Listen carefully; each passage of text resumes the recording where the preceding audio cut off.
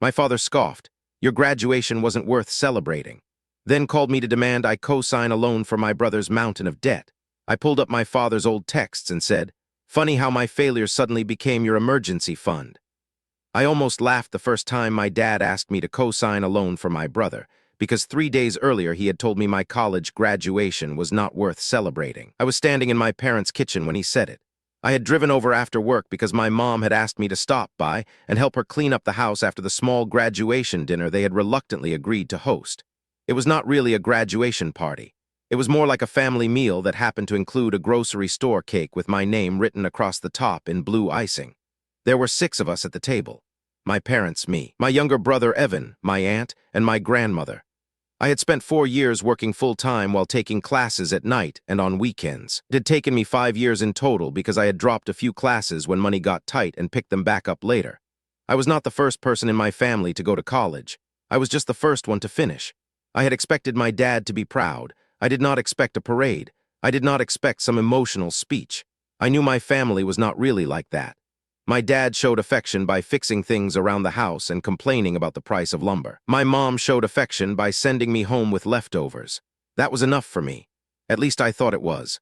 So when my aunt asked me how graduation felt and I started telling her about the ceremony, my dad interrupted and said it was not really something worth making a big deal about. He said plenty of people graduated. He pointed out that I had taken too long. Then he reminded everyone that Evan had already moved into his own apartment and was making more money than I was. I tried to laugh it off. I said I was still proud of myself. My dad looked at me like I had said something childish. He told me I should focus on getting a real career instead of celebrating a piece of paper.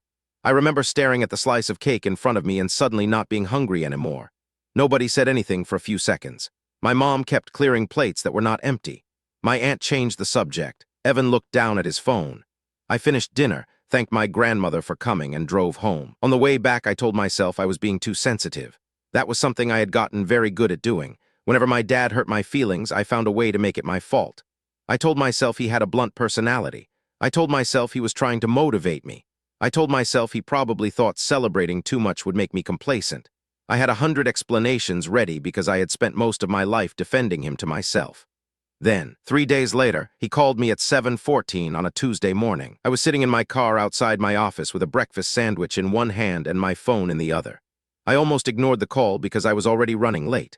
I answered because I thought something might be wrong with my mom. Instead, he told me Evan needed a favor. I asked what kind of favor. My dad explained that Evan had gotten himself into a difficult financial situation and needed to consolidate several debts into one personal loan. He said the bank had rejected Evan because of his credit history. My dad said if I co-signed, the bank would approve it. I remember looking at the dashboard and feeling confused, not angry, not even suspicious yet, just confused. I asked how much the loan was. My dad gave me the number. It was $86,000. I honestly thought he had said $8,600. I asked him to repeat it. He did $86,000 for a personal loan. My first reaction was to assume there had been some kind of mistake. I asked why Evan owed that much. My dad told me it was complicated. He said Evan had accumulated credit card debt, an auto loan balance, some unpaid taxes, and a couple of business expenses that had gone badly. He said the details were not important. The important thing was that Evan needed help before the situation got worse. I asked why my dad could not co-sign. There was a pause. My dad said his credit was not good enough. I asked why Mom could not co-sign. Another pause. He said her income was not high enough. Then he asked why I was making this difficult. I told him I had just graduated and still had student loans. I had a car payment. I had rent. I had my own financial obligations. He said that was exactly why I should be able to qualify. I reminded him that qualifying for a loan did not mean I could afford someone else's debt. My dad became irritated. He started talking about family. He said Evan was my brother. He said people helped their family when things got bad. I asked him what would happen if Evan stopped making payments. My dad said that was not going to happen. I asked how he knew. He said because Evan had a plan. I asked to see the plan. My dad got quiet. Then he told me I was overthinking everything. I said I needed to see the documents before I agreed to anything. He said there was no reason to involve me in every detail. That was the first moment the situation stopped feeling like a favor and started feeling like a trap. I told him I would not sign anything until I had reviewed the loan documents. He said he would send them later. Then he changed the subject and asked whether I had thought about moving back in with them to save money. I knew right then that the conversation was over. I told him I needed to get to work. He said he would call me later. I spent the entire morning distracted. I kept thinking about the amount. $86,000. That number was bigger than my annual salary. It was more than I had ever had in all my accounts combined. I had worked too hard to get out of debt to casually attach my name to something like that. By lunch, my dad had sent me 3 text messages asking whether I had talked to Evan. I had not. I texted Evan myself. He did not answer for several hours. When he finally did, he said Dad had already explained everything. He told me I was making him feel like he had done something terrible. I told him I did not think he was terrible. I just wanted to understand what had happened. He said it was a bunch of bad decisions that piled up. He said he was fixing it. I asked how much debt he had in total. He did not answer. Instead, he asked me to trust him. I remember sitting in the break room at work and staring at that message. Trust was exactly the problem. I had trusted my family for years without asking enough questions. I had learned that lesson slowly. The problem was that I had not realized I was learning it. Growing up, Evan was always the one who needed more. He needed help with his first car. My parents co-signed the loan. He missed payments. Dad covered them. He needed money for deposit on an apartment. Mom gave him money. He wanted to start a small contracting business. Dad gave him access to a credit card. He got behind on bills. My parents helped again. Whenever I asked why they were always rescuing him, I was told he was still figuring life out. I was usually told I was independent. The compliment was always supposed to make me feel good. For a long time, it did. Eventually, I realized that being called independent was also a way of being told not to ask for anything. When I was 22, I moved into my first apartment and paid everything myself. When my car broke down, I used a credit card and worked extra hours. When tuition went up, I took another job. My dad would always tell relatives how responsible I was. I used to think that meant he respected me. I did not understand until much later that he had started using my responsibility as an excuse to give Evan more. The first warning sign came 2 months before my graduation. I had gone to my parents' house to help my dad replace part of the fence. While we were working, he mentioned that Evan had been having trouble with his business again. I asked whether he needed help. My dad said he had already handled it. I assumed that meant he had loaned Evan some money. I did not think much about it. At the time, I was studying for a final exam and working 60 hours a week. My world was very small: work, school, bills, sleep. I missed a lot of things. About a month later, my mother called me and asked whether I had received a strange email from a bank. I said no. She said she had accidentally used my email address when filling out some paperwork for my father. I thought that was odd because she knew my email address. She said she had fixed it. I forgot about it. Now I wonder if that was another warning sign. At the time, it was just one of those small family mistakes people make. After my dad asked me to co-sign, I started looking differently at things I had ignored before. The next morning, I checked my credit report. There was nothing unusual on it. No new accounts. No hard inquiries I did not recognize. That made me feel better. Then I checked my bank account and realized I was being paranoid. I was safe, at least for now. The real issue was whether I wanted to tie myself to Evan's debt. I did not. I called my dad after work and told him I would not co-sign. He did not respond for several seconds. Then he started listing reasons why I should reconsider. He told me Evan could lose everything. He told me my parents could lose their house if Evan defaulted. That was the first thing that really caught my attention. I asked how Evan's debt could put their house at risk. My dad said it was complicated. I asked what the house had to do with the loan. He said nothing directly. He said they were just helping Evan with some other things. That answer made no sense. I asked him whether he had used the house as collateral for anything. He denied it. Then he became angry and accused me of interrogating him. I told him I was only asking because he had just mentioned losing the house. He said I was twisting his words. I apologized. That was another mistake. I apologized even though I had not done anything wrong. We ended the call without resolving anything. That night, I searched through old emails and financial documents I had kept from my parents because they had helped me with some paperwork years earlier. I was not looking for anything specific. I was just trying to understand the bigger picture. That was when I found an email from my mother dated 6 months earlier. It was about a meeting with a bank representative. The subject line mentioned a home equity application. I stared at it for a long time. I opened the email. My mother had forwarded it to herself and accidentally included my email address. The message discussed a home equity line of credit. The amount was $92,000. I felt my stomach drop. I called Mom. She did not answer. I called Dad. He did. I asked whether they had opened a home equity line. He said no. I asked about the email. He said it was old paperwork that had been abandoned. I asked why it existed. He said the bank had run numbers for them because they were considering an option. I asked whether they had actually borrowed any money. He said not to worry about it. I asked again. He became angry. He said I was becoming obsessed. Then he told me I needed to stop digging into things that did not concern me. That was the first time I realized the problem might be bigger than Evan. I sat at my kitchen table for almost an hour after the call ended. My apartment was completely silent. I had my laptop open. I had my bank account open. I had the email open. I kept looking at the same number, $92,000, the same general range as Evan's loan request. I still did not know whether the two things were connected. I did not want to accuse anyone based on a guess, so I started doing something I should have done years earlier. I started keeping records. I saved every text message from my dad. I saved every email. I took screenshots. I wrote down dates and times after phone calls. I downloaded my credit reports again. I checked my credit card statements. I checked the account I shared with nobody. I also asked my mom directly whether my name had ever been used on anything involving Evan. She said no. Then she hesitated. She admitted that my dad had once asked her whether they could use me as a guarantor for something. She said she told him I would never agree. I asked what it was. She said she did not know. That answer bothered me more than if she had simply said she was not sure. She knew enough to say no. 2 days later, Evan finally agreed to sit down with me. We met at a coffee shop near my office. I brought a notebook. I felt ridiculous doing that. I was not preparing for a deposition. I was talking to my younger brother. But I had learned that casual conversations were where my family tended to leave out the important parts. Evan looked exhausted. He told me he had made a mess.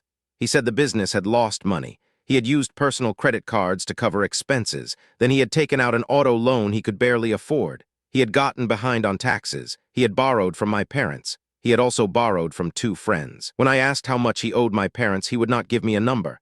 I asked whether the $86,000 loan would pay off everything. He said it would cover most of it. I asked what he would owe after that. He said he would still have some expenses. I asked what his monthly income was. He gave me a number.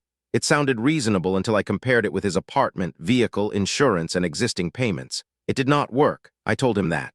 He got defensive. He said he knew what he was doing. I apologized, again. Then he told me that Dad had said I would probably help because I was the reliable one. That sentence stayed with me. I asked him what Dad had told him about my graduation. Evan looked uncomfortable. He said Dad thought I was getting too proud. I asked what that had to do with the loan. He said Dad had told him I needed to learn that family responsibilities were more important than personal achievements. I remember feeling something inside me go cold. I did not argue with Evan. I just wrote down what he said. When we left, he hugged me. I hugged him back. I still loved my brother. That was the hardest part. You can be angry with somebody and still want them to be okay. You can recognize that someone is making terrible choices and still not want them to lose everything. I wanted Evan to recover. I just did not want my financial future tied to his recovery. The next week, my dad became more aggressive. He called me before work, then again during my lunch break, then in the evening. Each time he pushed the same message. I was being selfish. I was embarrassing the family. I was acting like money was more important than my brother. I told him none of that was true. I simply would not sign the loan. He told me I would regret it. I asked him what that meant.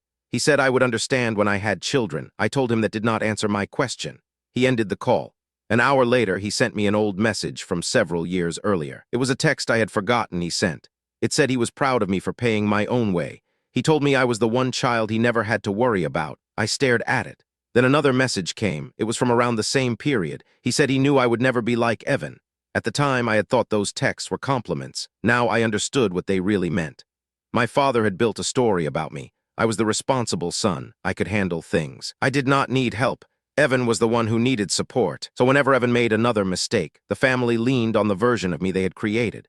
The dependable one. The understanding one. The one who would sacrifice without asking too many questions. I suddenly remembered something my dad had said at my graduation dinner. He had not celebrated me because he was already thinking about what I could do for the family. That realization hurt more than the insult itself. A few days later, my dad asked me to come to the house. He said he wanted to talk face to face. I almost refused. Instead, I went. My mom was there, Evan was there. There was a folder on the kitchen table. My dad pushed it toward me. It contained the loan documents. I opened them. The loan amount was $86,000. The term was 7 years. The monthly payment was more than $1,400. If Evan stopped paying, I would be responsible for the debt. I read every page. My dad watched me. I asked where the remaining money from the home equity loan had gone. Nobody answered. I looked at him. He said that was separate. I asked whether the home equity line had been opened. He finally admitted that it had. He said the money had been used to pay down Evan's debts. I asked how much had been used. He said most of it. I asked why he had lied to me. He said because I would judge Evan. I told him I had a right to know before being asked to co-sign another loan. He said this was exactly why they did not tell me things. He said I made everything about numbers. I told him numbers were the only thing keeping me from making a disastrous decision. Evan started crying. My mother looked like she had not slept in days. My dad told me I had to choose whether I was part of the family or not. That was the moment something changed in me. For years, I had believed staying calm meant keeping everyone else comfortable. I finally understood that sometimes staying calm meant refusing to participate. I told my dad I was not signing anything. I said I loved my brother. I said I hoped they found a way to fix the debt. I said I would help them research legitimate options if they wanted. But I would not put my name on the loan. My dad told me I was abandoning my family. I did not argue. I stood up. Before I left, I took photographs of the documents. I did not think I would need them. I just wanted a record of what I had seen. That weekend, I met with a consumer attorney recommended by a coworker. I paid for an hour of his time. I brought copies of everything. Told me not to sign anything. He told me not to give my parents copies of my financial records. He told me to monitor my credit. He also said that because my name had not been placed on the loan yet, there was no current legal obligation. That should have made me feel better. Instead, it made me nervous. My family had already shown me that they were willing to use debt to solve one problem by creating another. I started locking down every account. I changed passwords. I froze my credit. I removed saved banking information from old family devices. I checked my credit report weekly. I also contacted my bank to make sure nobody had requested information about my accounts. 2 weeks passed. Nothing happened. Then I received an email from a lender. It said an application involving my information had been started. I froze. The email did not say I had applied. It said my information had been entered. I called the lender. They told me they could not discuss the application fully without additional verification. I told them I had not authorized it. They flagged it for fraud review. I called the police department's non-emergency line. They told me I could file an informational report. I did. I felt ridiculous sitting there explaining that someone in my family might have used my information to apply for credit. The officer took notes. Nothing dramatic happened. There was no arrest. Nobody kicked down a door. I left with a report number and a heavy feeling in my chest. That night I called my mother. I asked whether Dad had used my information. She started crying. She said he had copied some of my documents years earlier when helping me with taxes and insurance. I asked why. She said he believed family members should share information when necessary. I asked whether she knew about the loan application. She said she had suspected something but did not know for sure. I asked her to tell me everything she knew. She said Dad had been desperate. He believed Evan would lose his apartment, his vehicle, and possibly his business. He had already borrowed against their home. He had used retirement money. He had drained part of their savings. He had also taken money from a credit card. The entire family had been living inside a financial fire that nobody wanted to admit was burning. I asked why they kept trying to make me the next solution. My mother said because Dad believed I could fix things. I asked whether she believed that too. She said she believed I had spent my whole life fixing things because nobody else could. I sat there in silence. That was probably the saddest thing anyone had ever said to me. Not because it was cruel, because it was true. I had spent years thinking being needed was the same thing as being loved. The next morning, my dad called. He did not mention the unauthorized application. He acted like nothing had happened. He asked whether I had changed my mind. I told him I had not. He said he had seen me as someone dependable. I told him I was still dependable. I was just no longer dependable in the way he wanted. He became furious. He accused me of humiliating him. I reminded him that he had told me my graduation was not worth celebrating. He said that was irrelevant. I told him it was the most relevant part. I explained that I had spent years listening to him tell everyone how responsible I was. He had praised me for being independent. He had used my lack of financial dependence as proof that I could handle anything. Now he wanted the benefits of that independence without respecting the boundaries that came with it. He told me I was keeping score. I said I was finally looking at the score. Then I pulled up the old texts. I read through them. The messages where he called me responsible. The messages where he said he knew I would never make the mistakes Evan made. The messages where he praised me for paying my own way. The messages where he told me my hard work was proof that I was mature. Then I showed him the newer messages asking me to risk my financial future for the exact problems he had always praised me for avoiding. I told him that was what felt so strange. My failures had apparently been unacceptable when I was graduating, but my success had suddenly become an emergency fund for someone else's failures. I said the line that had been sitting in my head for weeks. I told him it was funny how my failures suddenly became his emergency fund. He went silent. I had never seen my father without an immediate answer. For once, he had nothing. Then he told me I was being cruel. Maybe I was, I do not know. I still replay that conversation sometimes. I could have said it differently. I could have been gentler, but I also think I had spent too many years choosing gentleness while my boundaries disappeared. The story did not end there. That was only when the financial problem finally became visible to everyone else. My dad had to meet with the lender handling the home equity line. There were payment issues. He had fallen behind. They had sent notices. He had been hiding them. My mother found a stack of unopened letters in the garage inside a toolbox. She brought them to my aunt. My aunt brought them to me. The notices showed how serious the situation had become. The house was not immediately in foreclosure, but they were heading toward a dangerous place. My parents had spent years telling everyone they were financially secure. The truth was that they were barely holding things together. Evan's business had already failed. His car was behind on payments. The personal loan application my dad had wanted me to co-sign was only one piece of a much larger mess. At that point, my dad finally agreed to meet with a financial counselor. It was the first practical thing he had done in months. The counselor helped them list every debt. That was when the true amount became clear. Between Evan's debts and my parents' attempts to cover them, the family was dealing with well over $150,000 in obligations that had never been openly discussed.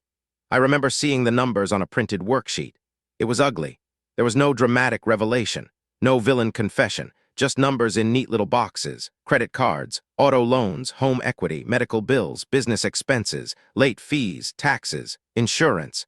Everything they had avoided naming had finally become impossible to ignore. Evan had to sell his vehicle. He moved into a cheaper apartment. He shut down the business. My parents refinanced some debt and sold a few things they had been holding onto for years. They also started making payments on the home equity line instead of pretending it did not exist. I did not pay their bills. That was a boundary I kept. But I did help them organize paperwork. I created a spreadsheet. I listed due dates. I helped my mother sort mail. I showed Evan how to request free copies of his credit reports. I helped him set up automatic payments for the bills he could still manage. I realized there was a difference between helping someone and rescuing them. Helping someone meant giving them tools. Rescuing them meant carrying the consequences for them. I had been confusing the two. The unauthorized loan application was eventually resolved. The lender's review showed that my information had been used without my authorization. Because the application had not been completed in my name, there was no loan issued to me. I still filed the necessary paperwork to protect myself. I kept the police report. I kept the emails. I kept the screenshots. I never needed them in court. That did not make keeping them unnecessary. It was part of finally taking myself seriously. My relationship with Evan changed slowly. At first, he blamed me. Then he stopped. Months later, he admitted he had known the loan was too much. He said he had hoped everyone would keep helping until things turned around. He told me he had convinced himself that eventually his business would become profitable. He said he was embarrassed. I told him I understood. I did. I had spent years telling myself similar lies about my own family. You can love people and still watch them make bad decisions. You can understand why they made them without pretending the decisions were good. Eventually, Evan got a job working for another company. He started paying down his debts. He stopped borrowing from my parents. He rented a smaller place. He sold things he did not need. He started rebuilding his credit. It was not a dramatic comeback. It was boring. That was probably why it worked. One payment at a time, 1 month at a time. My dad had a harder time adjusting. For a while, he barely spoke to me. When relatives asked what happened, I was told he said I had changed. I guess I had. I stopped volunteering for problems. I stopped answering financial questions on the spot. I stopped sharing my salary. I stopped letting my parents use my independence as evidence that I did not need support. I also stopped apologizing every time they were disappointed in me. That was the strangest part. The guilt did not disappear immediately. Even after everything was exposed, I still felt guilty. I would be driving home from work and suddenly wonder whether I had been too harsh. Then I would remember the loan amount, $86,000. Then I would remember the home equity line. Then the unauthorized application. Then my father's words about my graduation. The guilt would fade. Eventually, my dad asked me to come over. It had been almost 6 months. I almost said no. Instead, I went. He looked older, not dramatically, just tired. The house looked different too. There were fewer things. My mom had sold some furniture. They had downsized expenses. Dad had stopped talking about money like it was something that only happened to other people. He told me he regretted how he had treated me. He admitted that he had been unfair. He said he had spent so much time worrying about Evan that he had stopped seeing me as his son and started seeing me as the reliable backup plan. I did not know what to say. I thanked him for saying it. Then I told him I was not going to pretend everything was fixed. He said he understood. I believed him, at least a little. He asked whether I still considered myself part of the family. I told him yes. But I also said being part of the family did not mean being financially responsible for everyone in it. He nodded. That was probably the healthiest conversation we had ever had. There was no yelling, no manipulation, no dramatic apology. Just two adults admitting that years of bad habits had damaged something. My mother and I became closer after that. She admitted she had spent too much of her life keeping peace. I told her I had done the same thing. We both laughed when we realized we had learned it from the same family system. My graduation came up again the following year. I had not expected anyone to remember. My aunt did. She brought out the graduation photos during Thanksgiving. My dad looked at one of the pictures for a long time. Then he told me he was proud of me. He did not add a warning. He did not compare me to Evan. He did not mention money. He just said he was proud. I appreciated it. But I also knew that one sentence did not erase years of being overlooked. It did, however, give me something I had not realized I needed. Acknowledgement. Not because graduation was the greatest achievement in the world. It was not. It was one milestone in my life, but it was mine. I had earned it. I did not need my father to agree that it was impressive. I needed myself to stop agreeing with him when he said it was not. That was the real change. For a long time, I had measured my worth by how useful I was to other people. When I was useful, I felt valued. When I needed something, I felt guilty. When I achieved something for myself, I worried it was selfish. The loan changed that, not because I refused to sign it, because refusing forced me to ask why I had ever believed I should. I still help my family sometimes. I still go to my parents' house. I still help my dad with projects. I still talk to Evan, but there are boundaries now. Nobody has access to my financial accounts. Nobody gets copies of my documents. Nobody assumes my credit is available for family emergencies. Nobody gets to tell me that being responsible means I owe them more than I can safely give. I also keep records, not because I expect another disaster, because I finally understand that memory can become very convenient inside families. People remember the parts that support their side. Documents remember everything. I wish I had learned that earlier. I wish I had asked more questions. I wish I had stopped apologizing so quickly. I wish I had understood that being independent does not mean being available. But I also know I cannot go back and change those things. What I could do was decide what happened next. My parents did not lose their house. That was important to me. They had to make difficult financial choices, but they worked through them. Evan eventually paid off the most dangerous parts of his debt. His life became much less chaotic. My father learned that I was not going to be his emergency fund. I learned that I could say no without becoming a bad son. Those things sound simple now. They were not simple then. There was no dramatic revenge. Nobody went to prison. Nobody suddenly became a different person. There was no giant courtroom scene where I walked away victorious. What happened was much more ordinary. The paperwork told the truth. The numbers exposed the problem. The messages reminded me of what had actually been said. And for once, I did not let guilt make the decision for me.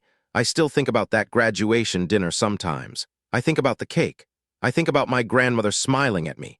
I think about my dad sitting there telling me that graduating was not worth celebrating. At the time, I thought that sentence was about the degree. Now I know it was never really about the degree. It was about how my family had learned to look at me. They had seen the son who could handle himself, the son who would figure it out, the son who did not need rescuing, and because they believed that, they kept asking more from me.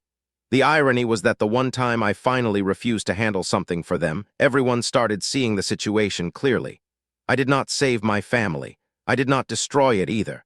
I just stopped volunteering to be the person who absorbed every consequence. That ended up being the most important decision I had ever made.